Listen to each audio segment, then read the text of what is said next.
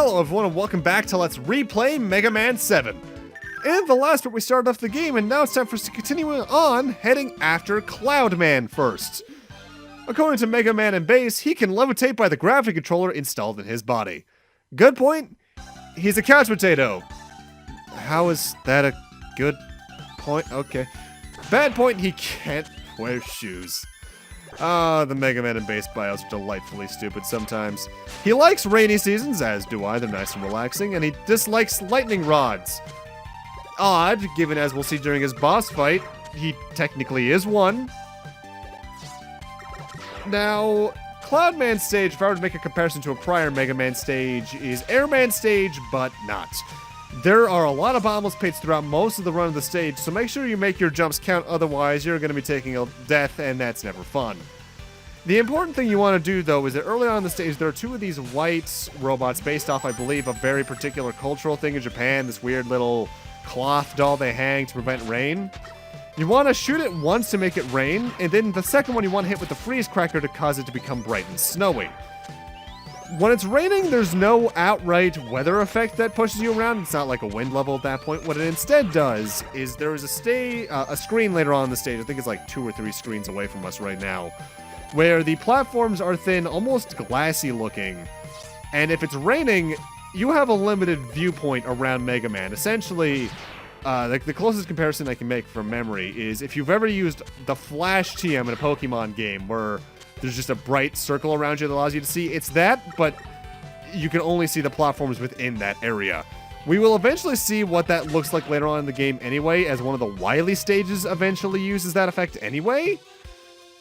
But you want to use, just to make things easier on you, you want to use the freeze cracker. This is the screen it happens on.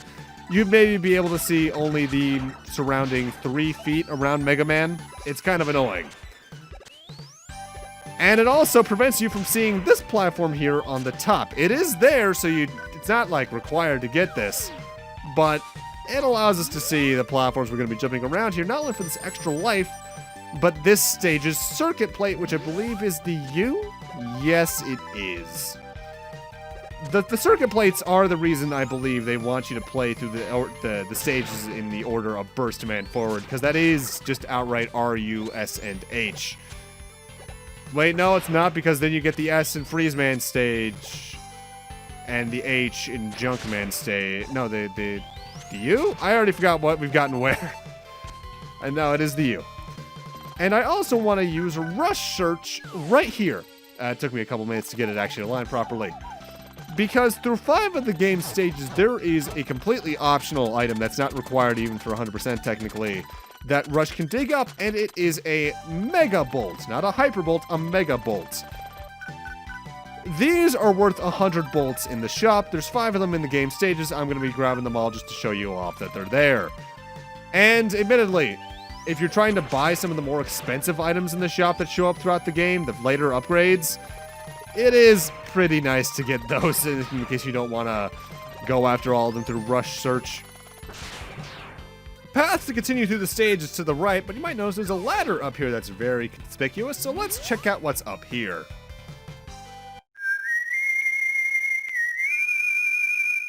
Oh, hey, buddy. It's been a while, Mega Man. Here's a little information. Your weapons can be used to discover hidden areas. Try using the flame weapon in the woods. Okay, sure. Protoman doesn't play much of an active role in this game, if you can't tell just by the plot thus far already. He's only found in 3 optional rooms in 3 of the game stages, which we'll go through over the next couple of parts. With that said, right here is one of the best places in the game. These eggs, similarly to the ones from Airman stage in Mega Man 2, split off into multiple birds when it lands. And if you time a charge shot for right when it lands, you can kill all the birds at once, and more than likely they're going to drop a lot of bolts. So what I did right there in that jump cut was grind, I want to say like 1 to 200 bolts, just to make sure I had a safe supply of them for the future parts of the game. Spoiler alert, I may have gotten a few too many, as combining those with the Mega Bolts you can find through Rush Search, you have more than enough. With that said, it's time for Cloudman, who's weak to the danger rep, and unlike a later boss fight, he is weak to the bubble portion and not the dropped mine. What happens is you shoot him with the weakness, and he gets encased in the bubble and gets dragged up to the top of the screen, in which case he gets stunned, has a little ow reaction, and then he goes right into his lightning rod attack where he summons lightning, becomes invincible, and then shoots a lightning bolt right at you. An important thing to note about the lightning bolt as well is that when it hits the ground, it sends 2 projectiles along the floor in both directions, so you need to make sure you jump over those. Otherwise, he can cause the rain effect to appear, in which case there is a wind effect pushing you, I believe, usually to the right in my experience, but I think it can also push you left. And he can just cause those projectiles along the floor to spawn when he's low to the ground. Compared to what you might think, he does stick to the floor pretty often compared to other airborne bosses, like Storm Eagle from X1, so he's not hard to hit, but he does move around a bit, and he can also levitate just high enough to hit you without sliding. So in the case he does that, you need to make sure you're sliding underneath him. And now time for a pretty powerful weapon. The Thunderbolt fires out electrically charged spheres, right? Yes, and it can also be used to power some electronic machines. This is a pretty kick-ass weapon. It's kind of like the Thunder Beam from Megaman 1. We get the Thunderbolt. You fire forward a sphere of electricity that is pretty powerful in its own right, but when it hits enemies or any objects it can power up, it'll split into the 2 vertical directions with smaller projectiles that I believe do slightly less damage, but are still useful all the same. And it is the notable weakness of our 4th Robot Master, Junkman. Now, before we get started off with his bio, I should note, in the background of the stage, there's a lot of Famicom disk systems, as well as this one here in the foreground. These were notably removed from future ports of the game due to the multi-platform nature, even though they weren't restored even for the GameCube or Switch versions of the Legacy Collections. And if you use Rush Search right below this first one, he digs up an item. This isn't a useful item, if anything, it's just there to be cute, but he can, in fact, dig up the 1991 classic Gunpei Yokoi's baby, the Game Boy. Now, as for Junkman himself, he is a robot originally created to gather parts that can be recycled from garbage. Good point, he's an economist. Bad point, he's a bit too passionate. He likes junk food. And he dislikes raw garbage. So he likes to cook it first. Gotcha.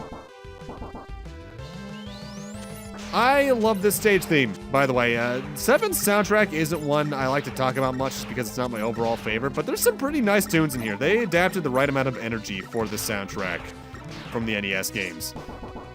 Although it does have a similar problem to, I think, Pokemon Generation 4, in that I just don't like the sound font too much for most of the music. Most of the stage themes I can take or leave until the Wily stages. Well, we want to go down this secret path here with the freeze cracker because you can freeze these particular 2 lava spouts to get the S circuit plate, which also means we now have all 4 circuit plates, which unlocks the super adapter. This is a combination sort of the power and jet adapters that Rush had in Mega Man 6. It gives you a diagonal double jump, so you need to make sure you place yourself correctly, and it allows you to charge up your charge shots and fire a fist forward that does a pretty sizable chunk of damage. The only downside is you can't slide while using it. So while it's good for platforming, it's not so good for minor passage traversal.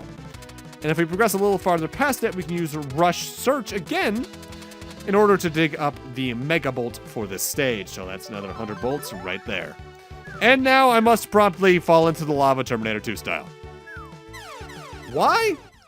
You can progress along that path and it'll take you to the end of the stage all the same. But there is another item we can grab that's also pretty imperative that you can eventually buy in the shop anyway, if we take the top path that the stage wants you to take anyway. And notably, you do need the Thunderbolt to get this, so either you're gonna need to backtrack to the stage depending on your stage choice, or you're like me, and you have it here with you. Just hit this machine, and these platforms start moving. Be careful though, as while it might seem like just the simplest way to get up to the top, there are platforms in the way that can crush you, that these will just clip through because they're supposed to be in the background, so you want to make sure that you use the ladders in a few places so you don't die via that. The item is right up here at the second ladder. There's a platform blocking this usually, and we can get Rush Jet. Similarly to every Rush Jet from Mega Man 4 onwards, it progresses on in a straight line that you can do some vertical control with up and down. You can't move around in a 360 motion because they realized Mega Man 3 really was broken in that regard. One minor quirk about it in this game, though, is that compared to prior games, Rush doesn't come down in the Rush Jet state. You need to wait for him to crouch down first before he becomes a hitbox, as you can see there. It's a little bit annoying, but it's very minor at the same time, so it's not really worth complaining about.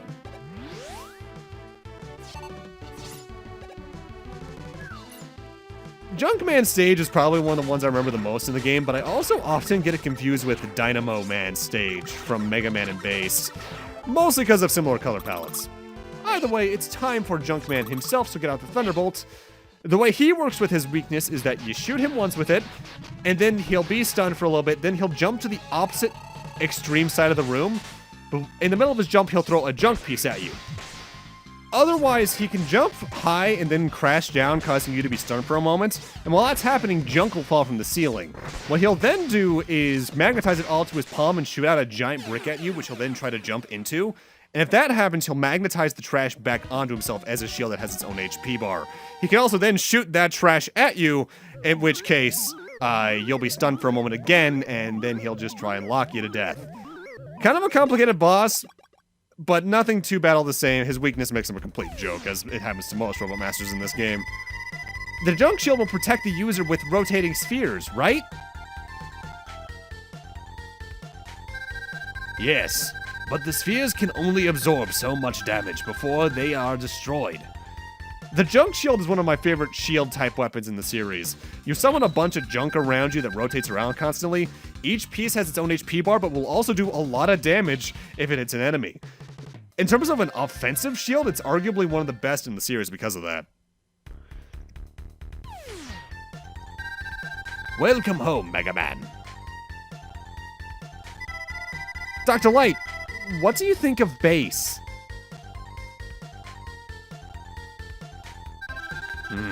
His actions don't seem to indicate a threat. I don't believe he is our enemy.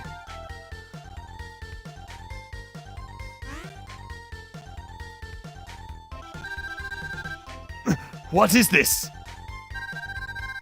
Wily is attacking the Robot Museum! You must leave now, Megaman.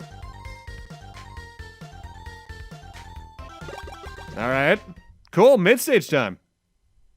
This stage is really cool. Its music especially. It's a mix of Gutsman's theme, Heatman's theme, and Snake Man's theme from 1 through 3 respectively. And speaking of which, hi Snake Man, hi Plant Man, hi Blizzard Man, hi Heat Man, hi Pharaoh Man, and hi Heat Man. A lot of love to the prior games here. Though one of those was noticeably broken. That's not a good sign. Wily, what is your obsession? And also the hi Skullman and Ringman in the background. And there's also notably 2 more broken capsules in the background. I believe those are theoretically supposed to be for Cutman and Woodman, as they would appear in the Saturn version of Mega Man 8. But while he does leave us a boss fight, this is MASH. This guy jumps around a lot, and that's about it. You can shoot his head to knock him off, though, and he's weak to 2 things. To easily get his head off the body, I recommend Thunderbolt, which is the main this first weakness, but his head takes noticeably more damage, be it off the body or not, from the danger wrap when you press down while firing to make the mine itself drop out of the bubble. If you do that, this fight can be over really quickly, but again, I recommend using the Thunderbolt to knock his head off, as it takes noticeably... the bubble's hitbox is so big that it can be destroyed almost immediately.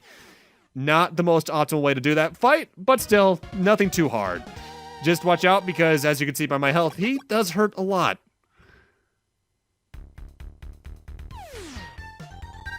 Megaman, it's a disaster. Wily and his robots are rampaging through the middle of the city. Get going. All right. What does that mean? Well, it's not a Mega Man game. That's not Mega Man 1. If there's not 8 Robot Masters. There is noticeably a password that makes it so all 8 of them are available from the start. I just didn't do that. But now it's time for us to go after our first Robot Master of the next 4, Turboman. This is cool. No, not that one. Though I do admittedly enjoy that movie. Turboman according to Megaman and Base, is a battle robot modified from an automobile. He has a cutting-edge car stereo system installed. He's a transformer, essentially. Good point, he's quick on his feet. Bad point, he's got low mileage. He likes straight stretches, and he dislikes Burst Man. And he does have, notably, the first big mini-boss here, this Sniper Joe on a death machine that I think can kill you if it gets too close. I honestly don't remember. It's been too long. This is one of my least favorite stages in the game, though, mostly just due to one platforming section we'll be seeing in a moment. Now, something I haven't brought up about Junkman's junk shield is that I believe you can also throw the junk away from you. But I believe it's mostly in random portions and directions in the screen. And if you use it on Freezeman, since it is his weakness, it freezes him in place for a moment, and then he'll just jump and throw another projectile. This is the platforming section of note, though. The tires scrolling across the screen will bump you away like Burst Man's bubbles. And there's spikes all over the place. And there's also a really dickishly hidden bottomless pit here that's not quite bottomless. Those tires on the far right side of the screen right now, those aren't solid ground. You will fall through those into a previous section of the stage and need to backtrack around in a circle. It's a noob trap, I don't like it, but Super Adapter does make getting through this stage a little bit easier. This stage is important to do now, though, as one of the most useful items in the game can be found here through Rush Search. And it's in fact on this very screen, on that platform over there, where that enemy that's generally having a trouble hitting us is. If we use Rush Search, generally on the right side of it, he'll dig up a new item for us. This is one you can also buy in the shop, as you can with every item, but it costs a whopping 800 bolts, which without the Mega Bolts is hard to make without going to Cloudman stage. He finds us the Rocket Punch. This not only extends the range, and I think even the damage of the Super Adapter's Charge Punch, but it also gives it extreme homing capabilities, homing to basically the nearest enemy on screen more often than not, as long as you're facing them. It's really, really good. I wouldn't say it's required to beat the game, but it definitely makes things a lot safer. Oh, hi again, Proto-Man. Megaman, have you collected the RU, S, and H circuit plates? Cool. But remember, the Super Mega Man armor is too bulky to allow you to slide. Good luck, Mega Man. I'll see you later, if you survive. Why you gotta be a dick like that sometimes? And I'll be real, I forget if he has different dialogue if you don't have all 4 of the circuit plates yet. It's been that long since I've done that. And you can also use Rush Search at this part of the stage, right here on top of this blue X, to get another Mega Bolt. So that's another 100 bolts right there for you. Although that does remind me, there is another purpose to Thunderbolt I haven't brought up yet. Yeah, I can power machines, but it can also, you might recall in Cloudman's own stage, there was those cloud platforms. If you use them on that, they become electrified and you can't stand on them for a few seconds. Similarly, there's a thing I completely forgot to do here. These fire pillars, I forget if it's those ones or these ones though, you can use the freeze cracker on them to freeze them, making them a non-threat. Notably, though, I do believe those fire pillars there are instant kill, so watch out. It's essentially Quick Man stage for Mega Man 2, but not. I say I think because I'll be real, the last time I got hit with them was probably when I was playing this game on the Mega Collection. They are very slow compared to the Force lasers from Quick Man stage. Also, that mini-boss against this truck just used Thunderbolt and it dies really quickly. It's not even that much of a threat. Now, here's the thing. We don't actively have Turboman's weakness. Due to the fact that the Robot Masters are split into 2 groups of 4, most have, a couple, by that I mean 2, have 2 weaknesses. Turboman is weak against Shademan's weapon, while Freezeman is weak to Turboman's weapon as well as Junk Shield. So the Robot Master after Turboman is going to have 2 weaknesses as well. As for his pattern, he'll shoot his Scorch Wheel to wherever you are on the screen, in which case it'll travel along the floor and then wall, and then the flames will be left like that. He can suck you in with his little turbocharge here, in which case he'll try to follow that up with his transformation. The timing you want to dodge with this transformation, by the way, he'll make a tire screech sound, but eventually he'll make a vroom sound effect. When he does that is when he's going to start moving, so time your jump around that. And from there, it loops. Notably, though, as you can see there, fire attacks have a secondary effect in Mega Man 7, which I believe, I think it was Super Fighting Robot did that as well. The fan game? where you have some residue damage where you're stuck burning for a little bit. It's kind of painful to get through. With that said, there is one thing you want to watch out for, and that's don't use Thunderbolt on Turboman, rather. When you do so, he gets supercharged and he becomes temporarily invincible as he drives around the chamber back and forth. And for beating him, we get that very Scorch Wheel attack. The Scorch Wheel launches a flaming wheel, right? Yes, and the wheel may also burn things it touches. I recall Protoman mentioning something about a fire attack earlier. This attack's pretty cool, though. You shoot a fire wheel forward, and it travels along the floor. It can burn certain things, but you notably can't use it underwater unless it's super close range because the water gets rid of it. But with that, I'm going to need to end this off here. Thank you guys for watching, and in part 3, more Robot Masters. See you guys then.